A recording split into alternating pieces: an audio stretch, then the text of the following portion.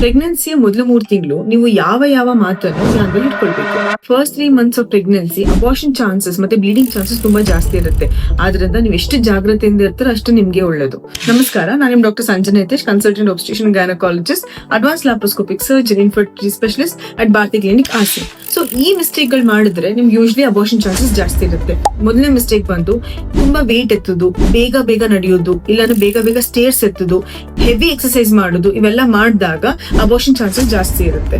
Second, avoid travelling in first 3 months of pregnancy. ಯಾಕೆ ಅಂತ ಹೇಳಿದ್ರೆ ಪ್ರೆಗ್ನೆನ್ಸಿಯಲ್ಲಿ ಸ್ಟ್ರೆಸ್ ಆಗಬಹುದು ಡ್ಯೂರಿಂಗ್ ಟ್ರಾವೆಲಿಂಗ್, ಅದರಿಂದ ಅಬಾರ್ಷನ್ ಆಗೋ ಚಾನ್ಸಸ್ ಇರುತ್ತೆ. ಮುಂದೆ ಬಂದು ಫಸ್ಟ್ 3 ಮಂತ್ಸ್ ಆಫ್ ಪ್ರೆಗ್ನೆನ್ಸಿಯಲ್ಲಿ husband and wife physical relationship ಅಲ್ಲಿ ಇರೋದನ್ನ ಸ್ವಲ್ಪ ಅವಾಯ್ಡ್ ಮಾಡಿ.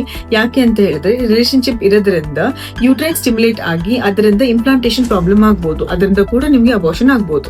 ಫೋರ್ತ್ ಒನ್, ಫಸ್ಟ್ 3 ಮಂತ್ಸ್ ಅಲ್ಲಿ ವಾಮಿಟಿಂಗ್ ಚಾನ್ಸಸ್ ತುಂಬಾ ಜಾಸ್ತಿ ಇರುತ್ತೆ. ಆದ್ರಿಂದ ಲಿಕ್ವಿಡ್ ಫುಡ್ ಇಲ್ಲ ಅಂದ್ರೆ ಸಾಫ್ಟ್ ಡಯಟ್ ಅಂತ ಊಟ ನಿಮ್ಗೆ ಏನ್ ಸಿರುತ್ತೆ ಅದನ್ನ ತಿನ್ನೋದ್ರಿಂದ ವಾಮಿಟಿಂಗ್ ಕೂಡ ಅವಾಯ್ಡ್ ಆಗುತ್ತೆ. 5ನೇದು ಬಂದು ಫಸ್ಟ್ 3 ಮಂತ್ಸ್ ಅಲ್ಲಿ ಪ್ಲೀಸ್ ಥೈರಾಯ್ಡ್ ಟೆಸ್ಟ್ ಮಾಡಿಸಿ. ಯಾಕೆ ಅಂತ ಹೇಳಿದ್ರೆ ನಮ್ಮ ಬಾಡಿಲಿ ಒಂದು ಹಾರ್ಮೋನ್ ರಿಲೀಸ್ ಆಗುತ್ತೆ, ಬೀಟಾ HCG ಅಂತ.